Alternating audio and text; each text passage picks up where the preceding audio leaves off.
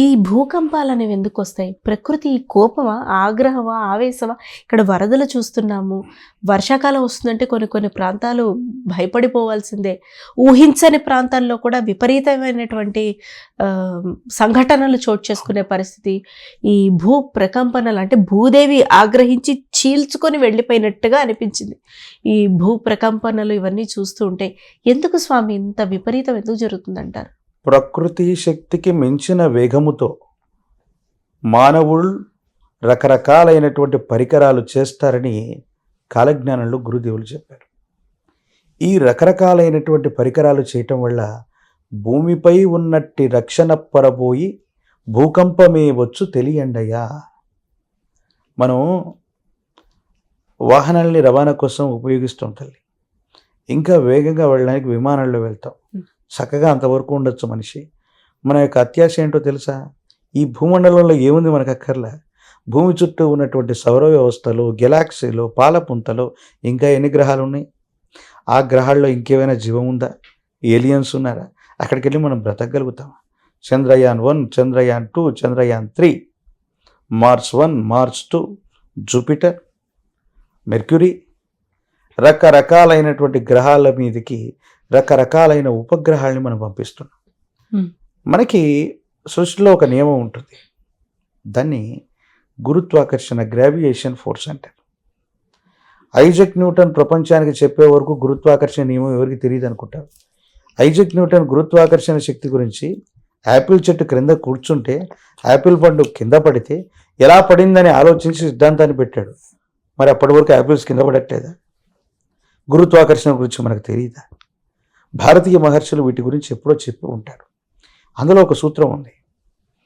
11.2 metre per second square వేగంతో భూమి మీద నుండి ఏ వస్తువునైనా విసిరితే ఆ గరిష్ట వేగంతో అది భూమి అంచులను దాటి పైకి వెళ్ళిపోతుంది. ఈ సూత్రాన్ని అనుసరించే రోదసీలోకి రాకెట్లు ప్రవేశపెట్టేటువంటి భౌతిక శాస్త్ర సూత్రం. ఇలాంటి ఇతర గ్రహాలకు సంబంధించినటువంటి పరిశోధన నిమిత్తంగా ప్రకృతి ఎంత వేగంతో తిరుగుతుందో, ప్రకృతిలో ఎంత శక్తిని వినియోగించాలో దానికి తీవ్రమైనటువంటి స్థితి. ఇది ఎలా చెప్పాలంటే మనందరికీ తెలుసు, భూమి తన చుట్టూ తాను తిరుగుతూ సూర్యుడి చుట్టూ తిరుగుతుంది. భూమి తన చుట్టూ తాను తిరుగుతూ సూర్యుడి చుట్టూ తిరుగుతుంది. ఇది వాస్తవం కదా. దానికంటే అత్యంత వేగవంతమైనటువంటి పరిస్థితుల్లో కొన్ని రకాలైనటువంటి వాహనాలని, వ్యవస్థలని ప్రేరేపించటం వల్ల ఆ వచ్చేటువంటి మార్పు కారణంగా ఏర్పడ్డవే భూకంపాలు. సమీపమైన భవిష్యత్తులో మానవుడి యొక్క ఇలాంటి దుశ్చర్యల వల్ల ఉభయ తెలుగు రాష్ట్రాలు, భారత అవనే కాదు, ప్రపంచంలో భూకంపాలంటే జపాన్లో వస్తాయనో, ఆ చైనా పరిసర ప్రాంతాల్లో వస్తాయనో, ఆ పరిసర ప్రాంతాలకు తప్ప ఎక్కడా భూకంపాల యొక్క తీవ్రత గురించి మనం పెద్దగా వినాం. పాశ్చాత్య దేశాల్లో చూస్తుంటాం, భారతదేశంలో చాలా అరుదుగా చూస్తుంటాం. లేదిక ప్రపంచంలో ప్రతి దేశం, ప్రతి ప్రాంతంలో వర్షాకాలం ఎలాగో భూకంపాల కాలం కూడా రాబోతున్నటువంటిది వీరబ్రహ్మేంద్ర స్వామి వారు కాలజ్ఞానంలో చెప్పినటువంటి మాట. ఇలాంటి విపత్కరమైనటువంటి ఇబ్బందుల్ని మనం చూస్తున్నాం. నిన్న మొన్న మన భాగ్యనగరమైనటువంటి హైదరాబాదు, తెలంగాణ రాష్ట్రంలో కూడా చెప్పుకోదగ్గ స్థాయిలో భూమి ప్రకంపించింది. ఇది భూకంపమేని శాస్త్రవేత్తలు కూడా కొంతమంది చెప్తున్నారు. దీని తీవ్రత ఇంకా తగ్గలేదు, మళ్ళీ ఒకసారి రెండుసార్లు వచ్చే అవకాశం ఉందని కూడా చెబుతున్నటువంటి పరిస్థితిని చూసాం. దీనన్నిటికీ కారణం ఈ 21వ శతాబ్దంలో అత్యాధునిక సాంకేతిక పరిజ్ఞానంతో కూడినటువంటి వ్యవస్థలతో పనిచేస్తూ మనిషి ప్రకృతి శక్తి కంటా విపరీతమైనటువంటి వేగంతో కొన్ని పనులు చేయటం. ఫర్ ఎగ్జాంపుల్, మనిషి తల్లి గర్భం నుండి బయటికి రావడానికి 9 మాసాల సమయం పడుతుంది.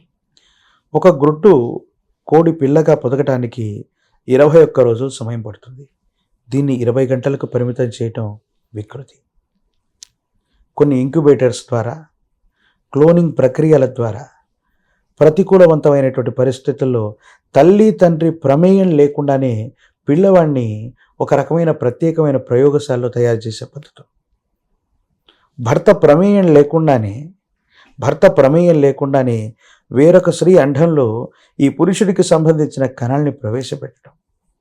ప్రకృతికి విరుద్ధమైనటువంటి స్థితిగతుల్లో ఎప్పుడైతే మనం నడుచుకుంటూ ఉంటామో ఈ విధంగా ఇది చేస్తామో, ఈ సృష్టి ధర్మాన్ని అతిక్రమించి మనం ఎప్పుడైతే ఇవన్నీ చేస్తామో, ఇలాంటి విపత్కరమైనటువంటి పరిస్థితుల ద్వారా భూమి ప్రకంపించడమే కాదు, ఎన్నో రకాలైనటువంటి విలయ తాండవాల్ని, ప్రకృతి విపత్తుల్ని మనం చూస్తూ ఉన్నామంటే కారణం ఏంటంటే, ప్రకృతి శక్తికి మించిన వేగంతో కొన్ని పనులు చేయటం.